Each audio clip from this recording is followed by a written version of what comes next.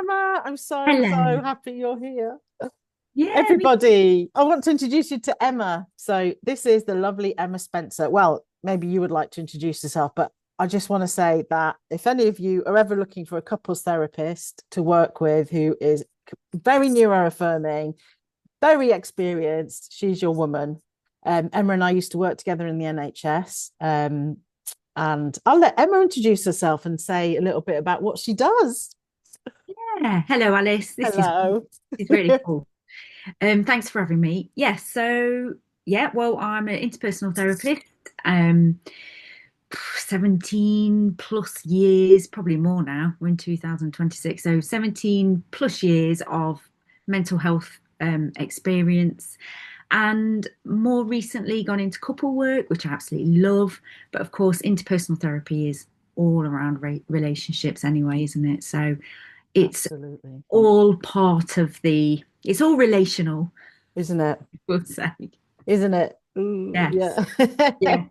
And so yeah, you're mentioning there obviously about working with couples, and that's been Yeah. something you've like sort of been doing over the last year or Yeah. plus, haven't you? Yeah. Um, and I'm really curious to sort of understand a little bit about kind of the kind of people that come to you and what kind of, are there any common themes that you've sort of noticed that people are coming with that might kind of normalize and reduce shame for maybe people that are listening who are maybe struggling in relationships and are also maybe neurodivergent or have other differences? Absolutely. So I'd say, well, there's lots of things, but the two that have been the most, um, I'd say, stand out for me. The first thing is acknowledging differences in couples. Mm, So what I mean by that is you might have one of the couple might be ADHD, mm, the other couple member might be neurotypical. So mm, there's differences there to mm, acknowledge. mm, That the same in neurotypical couples, the same in couples where you have both couples are members are neurodivergent too. So in those circumstances, people have differences. yeah, And often when they arrive, they'll be looking at the differences as negatives. yeah, And actually, what I've found through doing this work is that actually those differences are a real positive, and they bring a lot to the relationship. They make the relationship more interesting. So sometimes it's about appreciating each other's differences. We are not, when we're looking for a relationship, we are not looking for a mirror of ourselves. That would be absolutely boring. We're looking for someone who's passionate about things, aren't we? So passionate about themselves. And then I guess that means that they can show passion in a relationship, they can show passion towards each other. yeah, So that's a huge thing, being able to see that differences are great, and it's that individuality that makes a couple good and healthy. yeah, But it's yeah. understanding that and realizing that. That's it, isn't it? Like, Yeah. yeah, not trying to sort of pretend that you're coming with I guess these maybe I don't want to, neurotypical or just, that maybe the things that we've been told about how relationships should work or are supposed to work. I always do. Yeah. Uh, Normal. yeah, But and what's what's normal? normal? Yeah. Yeah, yeah. Mm. So celebrating the things that are the gifts that people are bringing into relationships, not trying to squash them, change them, and then like finding out the base level for both people of like where are you coming from Yeah. and how are we going to communicate through this, what have Yeah. we got to work with here. So it's really that understanding, right? It's like that Yeah. we do around ourselves is like understand ourselves and then like how does that work with you Yes. and Yeah. your differences. Quite meaty work, I imagine. Yeah. Yeah.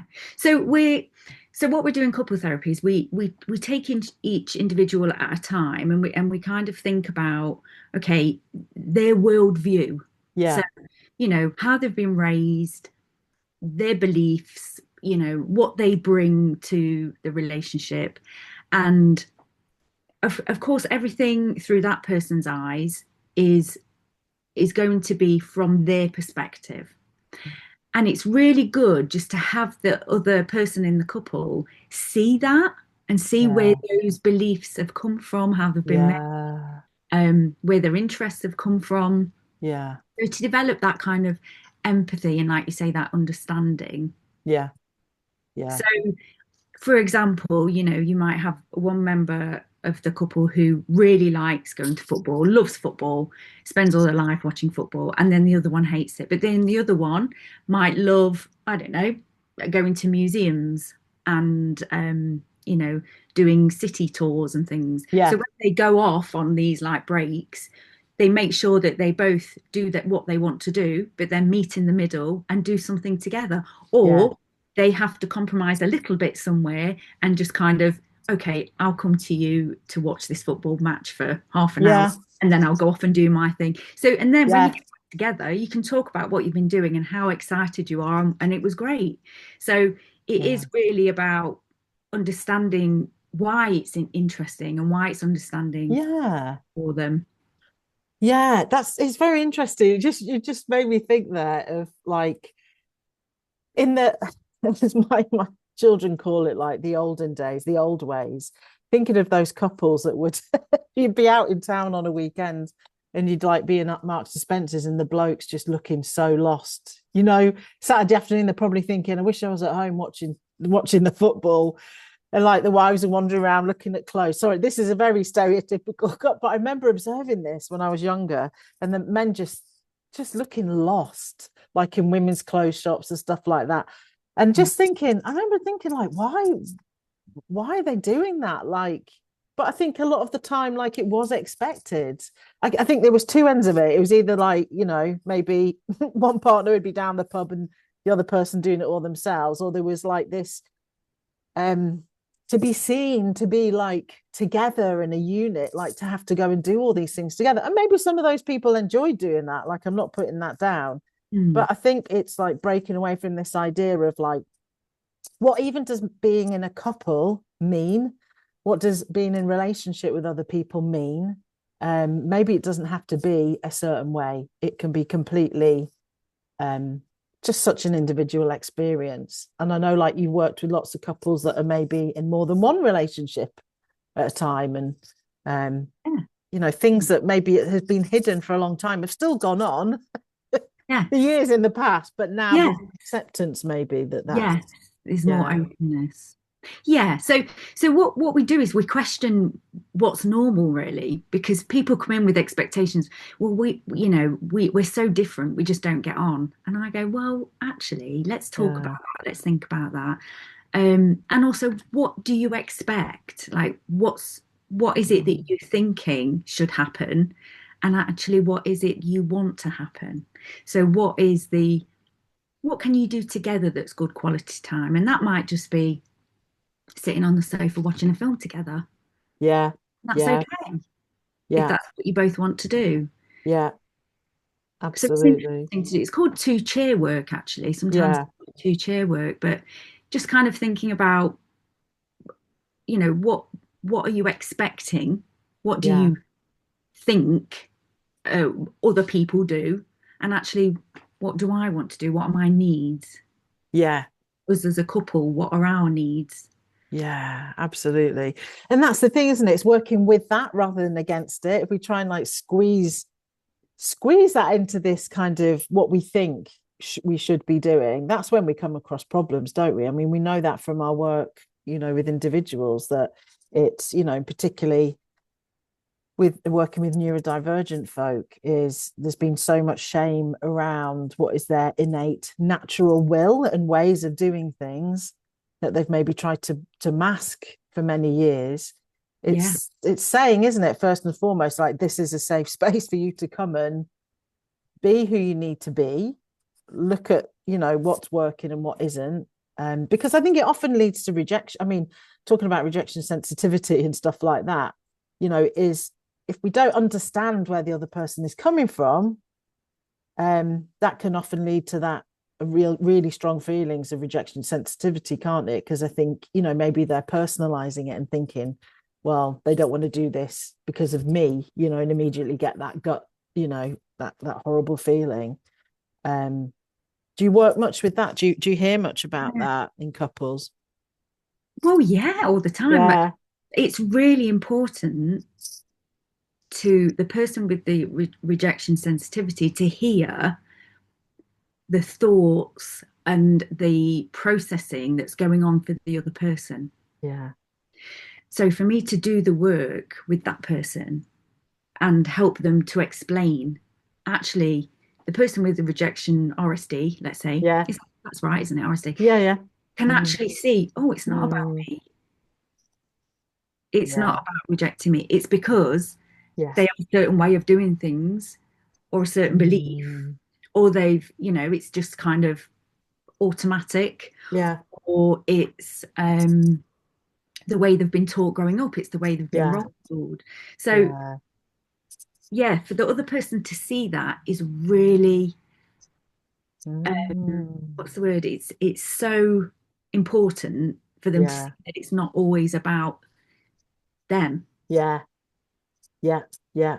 I love that because you're doing it live in situ. Because obviously, a lot of the time when I work with individuals, it's like, we might say, okay, well, maybe we need to go away and have that conversation with someone, or, but you're doing it live, like you've got like Yeah. the, the goods there in front of you. That's brilliant that you can actually work with it and they can see that. And I imagine it's quite fast in terms of that healing, like being able to understand that person's conditioning versus maybe your conditioning and your kind of your gifts and what you bring. I love that. Mm. Yeah, yeah. And I've had clients say, like at the end, one of the couple members say, I've learned so much about my partner in this session. Really, yeah. It really helps me to make sense of things. Just that deeper Mm, understanding of them means yeah, that they can have that little bit more flexibility or compromise or, in yeah, conflict where yeah, they go, oh, actually, is this something else? Maybe this isn't about me. yeah, I'm not going to defend myself. I'm just going to, yeah, yeah. It's so powerful, isn't it? And it's often those conversations I think that it's not modeled to us, is it?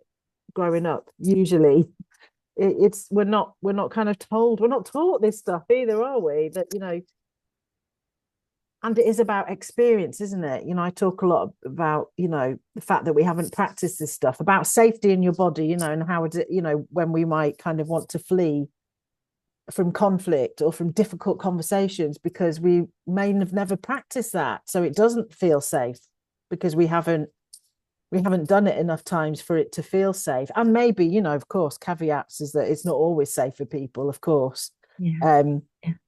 but when it is safe enough to do that, a lot of it comes down to practice. And I think that's the thing, is that a lot of people will believe that, oh, it's just something I can't do, or I don't do, or I can't, they'll shy away from it as being too confrontative or too direct, maybe. And I'm sure you see this all the time, but it's very lovely, isn't it?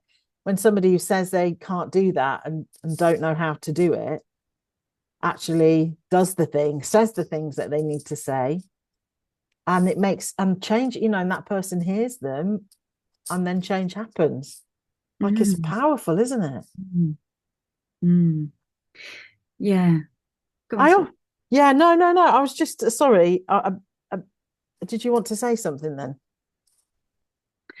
I was just going to say, sometimes understanding that communication dynamic between two people is really Yeah, interesting as well. Um, because typically in like neurodivergence, you know, sometimes, so for example, I might have a couple where um, one of them will need more direct communication yeah, because they don't understand the nuances. yeah, So, even just helping them to practice that in the sessions, how can I be more direct without offending, is really important. yeah, yeah. and I guess having that opportunity to practice that or to get that feedback. Because I mean, that's Yeah, one of the things I think we do. Well, one of the things that we do so beautifully in IPT, interpersonal psychotherapy, is being able to help, perhaps script, role play things, conversations, really talk, do that communication analysis, really look at kind yeah, of the I nitty love it. gritty. Yeah, I And love it's that. just so interesting, isn't Mhm. it? For, Yeah, for, for people who don't know about the strategies that we use, communication and analysis is where we can really look at, okay, a conversation that's happened, because we're creatures of habit, we're looking at patterns, maybe repeating patterns, that why we're getting stuck in a particular pattern or conflict, a cycle with somebody. And so in a communication analysis, we take that and we go, well, what did you say, what did they say, what did you say? I just absolutely love it. It's like becoming detective, isn't it? um and it's yeah, very lovely for people who've never done that, because they can take that away. And I guess particularly in a couple, like they can then coach each other with that. Like, do they carry that on and yeah. like carry that coaching of like, oh, what you said there, and do it with love and open, with openness? What, yeah, do people kind of Mm. end up doing that? Do they come back and say that they've noticed? Yeah, yeah, yeah. I mean, it is something you have to really practice, Yeah, you definitely. know. And we do this thing where we have the listener and the talker Right. and we try and do this in the session a few times. And then what that does is it hopefully gives them the tools to take away and use outside of the sessions. Yeah. Um, and well, what I do is that I have a lovely handout with all these questions that help the listener to find more depth. Yeah. So I will kind of sit and observe, and I'll say, okay, think of an issue, and they talk about an issue, and I'll say, here's some questions that you can use to help delve. And what happens is the talker, if the talker is able to concentrate on themselves and their feelings and what Yeah. the issue is without any shaming or blaming or anything like that, it goes really well. And the Mm. listener is able to just hold that's 15 minutes of just listening. What they're doing is they're curbing their responses or their reactiveness. Mm. So they're not diving in to be defensive, or I didn't say that, or I didn't do that. Um, and they're not being attacking. Yeah. They're just inviting more gently. Yeah. I love And that. it's really, really valuable tool. Yeah. Yeah. Um, and with the communication analysis, so it's kind of, like we do with individuals in IPT, sometimes I think what I've noticed the big difference is working with individuals and couples is that with a couple, you see every facial expression, every Mm. change in their body language. So you Yeah. see things that you don't get in the individual, Yeah. you know, because well, you could fish for that information. Mm. And I Yeah. guess it's something I do more of. And I'll say, did you notice a shift? Did you notice a tone of voice? You know, Yeah. did something happen in terms of their body language? But it's not something we always notice. It's not something we're always in tune with. Yeah. But I guess when the couple are sat in front of you, you you have a great perspective Yeah. of You've what's got a happening. direct line, haven't you, into Yeah, that? yeah. But Yeah. what I would say is it really does help. Just it might just be a look, it might just be a shift in the chair, Mm. and you can just see the reaction, the defense, Mm. the thought of that's not right, or was Yeah. I'm like that, or Yeah. you can Yeah. No, see that. absolutely. But I think that's really important. Recognize. Absolutely. Absolutely. Oh, and one thing I was going to ask about, because like I know myself, as an autistic ADHD woman, and like something that I do a lot is that I mean, it's always been commented in my professional life about my facial expressions, and how I wear my emotion, and but sometimes I also might be thinking about something else and pulling faces. And I pull a lot of faces in general. Um, and something that does come up quite a bit, that and stimming and eye contact, things that a lot of people who maybe are neurodivergent and in relationships with people who maybe also are, or understanding that maybe eye contact doesn't mean, goes back to like the school, this whole idea of like, oh, if you're not looking at me, you're not listening. We still hear from kids that they're told this. um and I guess you can really explore that, can't you, when you're Yeah. live with people of like, oh, you pulled that face there, and they might be, oh, I didn't realize. And I guess dynamically we might have been told, well, that must mean something, that facial expression must mean something, but it doesn't always either, in my experience. Somebody's allowed to also to have their internal process, right? It doesn't necessarily mean that they're reacting to what that person is saying, and it doesn't mean they're not listening either. So I guess is that part of that exploration of like their baselines. They might say, well, look, I'm somebody who makes, or I stim, or I do find like eye contact may be quite confrontational. Do you get a Mm. kind of a baseline of kind of how, when you work with neurodivergent couples, how that impacts them? Yeah, yeah, absolutely. Yeah. Yeah, I think again, you have to figure out what the assumptions are, Assumptions. So if I see you pull a certain face or start playing with your earrings or something, Yeah. you know, oh, she's not listening to me now, or Yeah. attention's gone somewhere else. But Yeah. that's my assumption. Yeah. Yeah. So, it's thinking about, okay, how do you want to handle that? Do you want to ask the question? Or it's great if you've got the couple in front of you, because that person might be able to say, I'm still listening. I'm just having a little bit of Yeah. a play, because Yeah. it's helping me to calm down or to Yeah. regulate. Yeah. So that helps, because then that person's got that understanding. Oh, so they're still listening to me. Mm. So yeah, I guess it is really, Yeah.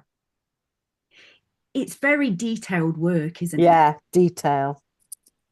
And I always say to the Mm. clients when they first come in, like, I'm going to interrupt a lot because I'm really slowing things down all the time. So I'm just really kind of saying, okay, stop there.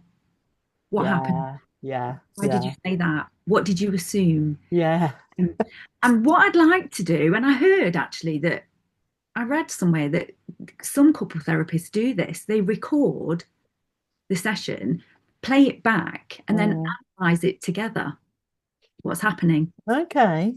So Yeah. Yeah. I think that could be really useful. Yeah. That's what I feel like I'm doing Yeah. in reality. Absolutely. Yeah. Mm. And again, it's that details, isn't it? It's I know I'm sometimes I think, God, I must really be irritating. And I'll say to people, even an individual, like, I'm going to interrupt you, and it might get a bit annoying. And you can tell me that, obviously, but this is, again, it's that slowing down, isn't it? And it is always in the detail, isn't it? It is the detail. Like, we can't underestimate how important that is. Super, super important, to make sure that we're kind of, yeah, not ignoring some things that, yeah, we just might be so used to doing ourselves, or saying, without realizing maybe the impact that that's having. Yeah, yeah, It's fascinating, isn't it? yeah. And we all have blind spots, don't We we? do. Yeah. Oh, You- yeah, absolutely. One thing I wanted to ask you, actually, it's maybe something that people often say. So there's a couple of things, and I guess, what you're saying, like, we could work with things like hyper empathy, people pleasing. I guess, if that's going to show up relationally, if that's something somebody struggles with, you're going to be able to see that live, how somebody might be fawning or kind of going, trying to always put it onto like, what does the other person need, rather than, yeah, no, that's interesting. I'm just thinking about that, how you'll be able to see that in couples. Mm. Actually, that the whole operating system, right? Yeah, yeah, yeah. When I did my training, they always used to say, you want to see a bit of the conflict, you want to see some Yeah, of the fighting, not all of it, because they can do that at home. yeah, You want to see a bit of it so that yeah, you can see what's happening and observe. yeah. Yeah. Something I wanted to ask, just thinking about this. Um, what if, say you're in a relationship, and I'm not saying that you necessarily have the answers to this, but it's something I get asked about a lot. And you're doing this work of saying, to the other person that this is what I need now. Say if it's somebody with late, who's late discovered, who hasn't maybe known until their 40s, as we know, often for women, maybe perimenopausally, and they're starting to understand themselves, and they are trying to tell their partner, family, whoever it is that they're, their significant others, um, about maybe their needs, and they're trying to come out of that people pleasing and try and live more aligned and authentically with who they understand themselves to be now. But it's gone on and on and on, and they've tried to explain, and the other person just isn't having it, is not engaging at all in getting their needs met. It's a bit of a big one, but what would you say to somebody? I mean, I've said various things, but I'm really curious with your couples kind of work, in that situation. What would you say to somebody who is in that dynamic? That can be really tricky, actually, Alice, because Mm, I know I've worked with couples before where actually one was diagnosed with ADHD, yeah. and the one I said, what are your thoughts about this? And they said something along the lines of, great, that gives them an excuse even more to not pull their weight. So that's hard, isn't it? Because that's so weighty. So already you've got the difficulties there, but then you're saying, you know, what they were saying is, oh, they've got an excuse for it now. And that's a whole piece of work, Yeah. really, in that for the Yeah. couples, because it's kind of breaking it down, I think, and just identifying, okay, well, what was the reason for getting the diagnosis? What do you think that explains, or what is the meaning of that in the relationship? And just kind of giving a bit of perspective Mm. about why these things might have been happening, these issues. Mm. Um, and I also try to go with the idea that there's two people in a relationship Mm. and they both have a role. So it's never anyone's fault Mm. Yeah. Yeah. because there's two people in a relationship. So the relationship needs to be valued, Yeah. and that needs to be really kind of nurtured. So Yeah. what we kind of did in this particular way was we just looked at, okay, what does this give us? What does ADHD, what Mm. educationally does it give us? But also, what does this mean for the relationship? Yeah. Does it give you questions and answers, or more questions than answers even? Yeah. Or, um, and actually it was quite successful, really. And there was more understanding that came from that. Yeah. Yeah. But And we that, had to really pin down the issues. yeah. I mean, that would be the hope, wouldn't it? I mean, I think that's something that we're often, the hope that it gives more understanding. I mean, I guess that's often what we're up against, is the idea that somehow that gives us an excuse, or that means that, we've got even more permission. Like, absolutely not. Like, we take responsibility in relationships. And I do think, I guess when somebody's saying stuff like that, it's more about the resentment maybe they already feel in that relationship.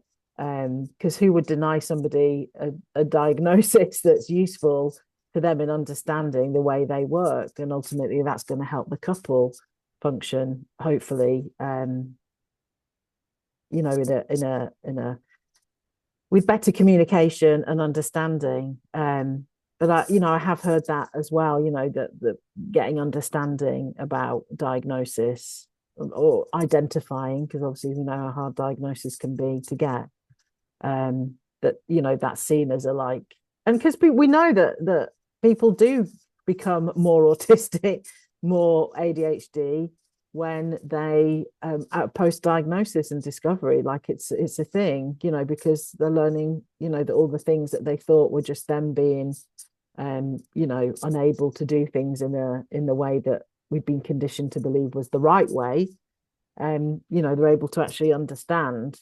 And it can, yeah, it can mean that we feel it more because we start to unmask that. And but I think, of course, you will always get people who will say, well, it's because of this, therefore I'm not going to change. You know, it's because of this diagnosis, therefore I can't do that. Mm. But I guess that's what we're working with, aren't we? Is actually what are the parameters that you can operate within? Where is there room for movement and change, and where is there not? Like what is immovable and what isn't? Mm. Um, Yeah, yeah. And in this particular incident, it was about giving more permission yeah, for the person with the ADHD to yeah, have some ownership yeah, yeah. and some control, Brilliant. get Yeah, things wrong. And if they did get things wrong, or they were late, or they, yeah, was, disorganized, it was okay. yeah, Next time they might do it better because they know that they've got ownership of it. yeah, yeah, yeah. Um, And that it's not that they're not doing it to annoy that other person or yeah, to make them feel yeah. less than. It's because of, you know, this is something that they're trying to deal with. So Mm. I guess, you know, the root of it is that compassion, isn't it? Ultimately, you Yeah, know, it's developing compassion for each other, more yeah. understanding, and Oh, absolutely, yeah. Um, yeah, sometimes relationships cannot be fixed. I mean, that's the reality of it as well, isn't it? It's like, you know, if you can't work it out together in terms of you know, improving that communication, or that you know, one person is not willing to even try and understand, you know, that maybe this discovery has happened and how important that is for the other person. And I guess the next step then would be to come and see somebody like you know, do that couples work together.